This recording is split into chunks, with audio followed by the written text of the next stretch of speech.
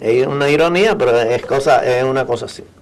Bueno, nosotros apoyamos en el movimiento constitucional. Eso dio como resultado que después de las elecciones, durante la intervención CONATRAL, ellos hablaron por la Voz de las Américas, que era una emisora de los Estados Unidos. Ellos apoyaron el golpe de Estado, apoyaron la intervención, mejor dicho, de los norteamericanos, y nosotros apoyamos el movimiento constitucional. Después que terminó la revolución, CONATRAL desapareció, porque los trabajadores le perdieron la confianza y le perdieron todo el respeto. Y fue una organización que desapareció en menos de un año. Y nosotros nos quedamos y nos fortalecimos bastante de eso después de, no porque habíamos estado en la revolución, sino por el lucho que hicimos. En la revolución, los grupos que participábamos, estaba la CAS, estaba Fosa de Citrado, estaba Unachocín y Poasi. Esos eran los grupos sindicales. Nosotros teníamos un programa que se llamaba Justicia Social, que lo hacíamos la CAS y Fosa de Citrado, y transmitíamos diariamente un programa que lo hacíamos en conjunto. Naturalmente ustedes saben que los programas en aquella época de La Voz Dominicana, en la zona constitucionalista, era para la capital. Esa emisora no llegaba a ninguna fuera de la capital. ¿A relacionarse con vos allá en Puerto Rico? En Puerto Rico no. No, ok. O sea, yo estaba en Puerto Rico y Henry Molina tenía una novia que después fue su esposa, que trabajaba en Dominicana.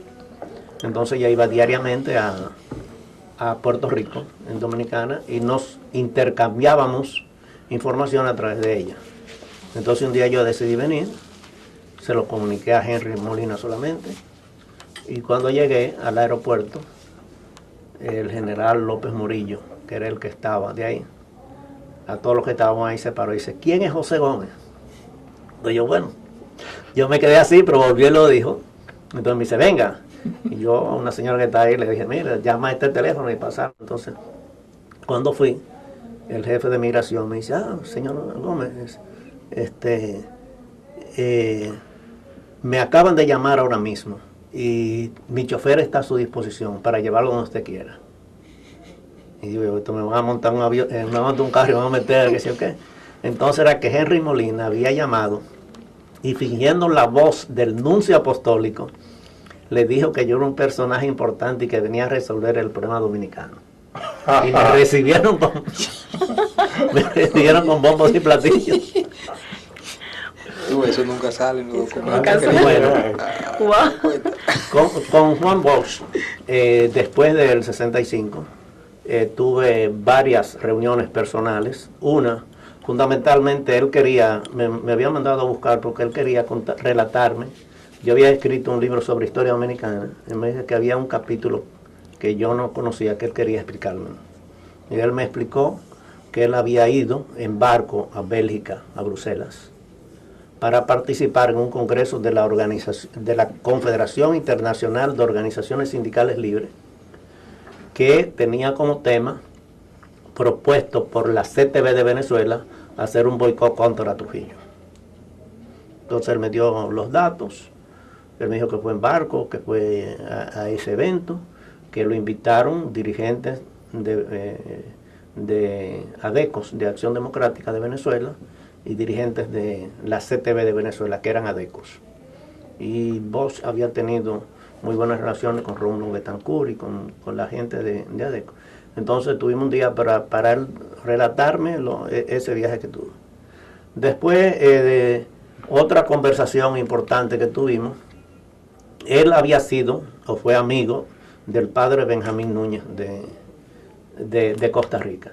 Y el padre Benjamín Núñez le había explicado a él un método de organización que a él se le había olvidado, Juan Bosch, cómo era el método.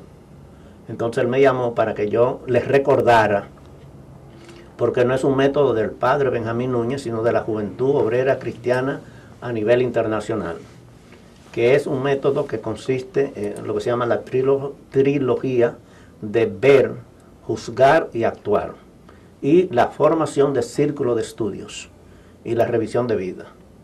Entonces él me dijo que él quería, porque el padre Benjamín Núñez le había explicado ese método, pero a él se le había olvidado cómo era el método. Pues cuando él vivió en Costa Rica, y él ayudó, o hicieron los dos, el Instituto Político de Costa Rica, que fue un instituto internacional, donde fueron mucha gente, del PRD especialmente, en la primera, en el 62, 60, la década del 60 hasta el 70.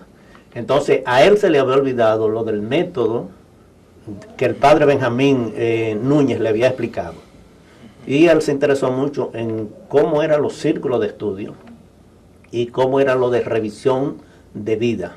¿En qué año le pidió esa aclaración a usted? Eso sería como en el 69 más o menos. 69. Entonces él me dijo, o sea, un día nos encontramos en una exposición de pintura de una muchacha amiga mía que ella la había invitado a él. Y él fue allá, entonces estuvimos compartiendo. Ese día él se interesaba en hablar con el secretario general del sindicato telefónico, porque él quería hablar con él para ver si él sabía cómo estaban detectando las llamadas telefónicas. Es una cosa interna entre ellos y Juan, que era el secretario general de Telefónico de esa época, pues le explicó técnicamente algunas cosas. Ellos dos hablaron aparte, pero Juan me dijo que era para eso. ¿Cómo le cogían la llamada? Ajá. Tema tuyo. Y entonces él me dijo ahí, José, dentro de 2 o 3 semanas yo te voy a llamar para que tú me expliques bien un método que el padre Benjamín Núñez me explicó, pero que a mí o sea, no se recordaba exactamente, porque el padre trabajaba con eso, y la organización que él creó, que se llama Rerum Novarum, todavía existe en Costa Rica, y él fue que implantó ese método dentro de eso. Eso fueron de las cosas. De los jesuitas. Sí, Sí. Ah. Benjamín Núñez se llama. Y es conocido porque creo que llegó hasta ser ministro de Trabajo, pues, uno de esos curas que se meten en las cosas sociales, además de lo religioso, y tenía una formación, un hombre extraordinario. Y él y Bosch fue que crearon esas escuelas políticas en Venezuela. Yo había visto cuando estaba exiliado allá, en las escuelas, en el 4º año, el libro que daban es un libro escrito por Juan Bosch sobre la historia de Bolívar. Que aquí son cosas que aquí no se conocían mucho. Yo recuerdo una vez en Argentina que vi yo de cultura, que hizo un libro sobre Pedro Enrique Ureña, que aquí nunca se conoció, y ellos lo hicieron como una gran obra, porque había muchos escritores muy famosos que habían sido discípulos de Pedro Enrique Ureña, y con Bosch pasó lo mismo, de que él fue profesor de una generación casi que no se conoció aquí, porque tanto lo de Puerto Rico con Hostos se conocía mucho, pero el trabajo de Bosch político y social en Costa Rica y en Venezuela, no, la gente exiliada que habían ahí eran muy pocos. Cuando yo fui a Costa Rica, una de las cosas que más me extrañó es que Bosch, Horacio Cuascú, el general Ramírez Alcántara, eran dominicanos, pero que la gente lo idolatraba, porque la revolución del año 48 fueron dominicanos que la hicieron, especialmente Ramírez Alcántara y Ornes Cuascú, y Tulio Albelo, creo que eran 3, no recuerdo el tercero si era Tulio Albelo, pero que aquí esas cosas nunca llegaron a trascender o Costa Rica como educadores.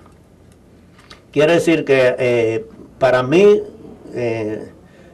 cuando yo conocí la obra social, la escritura social de Bosch, me inspiró a escribir cuestiones sociales, y los libros que he escrito casi todos son de contenidos sociales. Hay alguna referencia a obras de Bosch al principio, como vivían los campesinos y esas cosas que aquí no se ha tratado muy bien.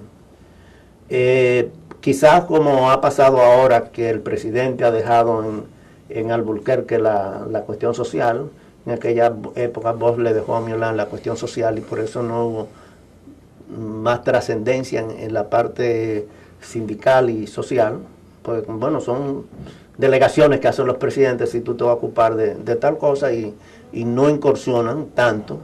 Eso pasó en el gobierno de Bosch, que Miolán fue que llevó casi toda la parte social y la conocía, no era inventando, creo, sino él había trabajado con Lombardo Toledano y tú hablabas de él, lo que era la CETAL, porque Lombardo Toledano, como ustedes saben, estaba Pedro Enríquez Ureña, ellos son cuñados. No recuerdo si el Pedro Enrique Ureña está casado con una hermana de él o él está, sí, una hermana de él, sí, de Lombardo Toledano. Quiere decir que Lombardo Toledano tenía una afinidad con los dominicanos y especialmente con Ángel Miolán, que no la tuvieron muchos dominicanos, porque Lombardo Toledano era un hombre contra Trujillo. Pero cuando hubo un espacio que la CETAL pudo venir en el año 46, el ideólogo, en el año 46, aquí vinieron una delegación de sindicatos, sí, que fue cuando se crearon las bases que surgió Mauricio Báez. ¿Qué es la CETAL? La CETAL es la Central de Trabajadores de América Latina. Okay. Entonces, el presidente de la CETAL era Lombardo Toledano. Pero Lombardo Toledano fue el creador de la Confederación de Trabajadores Mexicanos, que era un 98% de todos los trabajadores que tenían.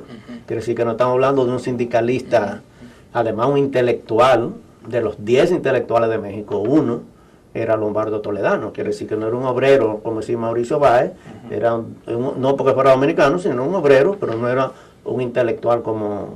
Entonces Miolán tenía todas estas ideas, cuando él vino, de hacer un partido como el Partido Revolucionario Institucional y una central como la Central de Trabajadores Mexicanos, que era lo que había. Pero aquí...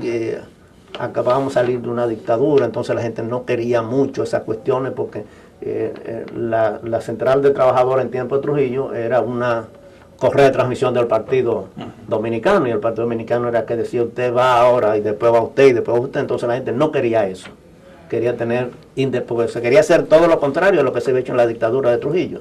Entonces la gente no ¿Había quería animadversión al sindicato por eso? No, al sindicato como correa de transmisión de un partido político. Por eso los partidos de izquierda nunca tuvieron fuerza sindical hasta el año 72, cuando se creó la CGT.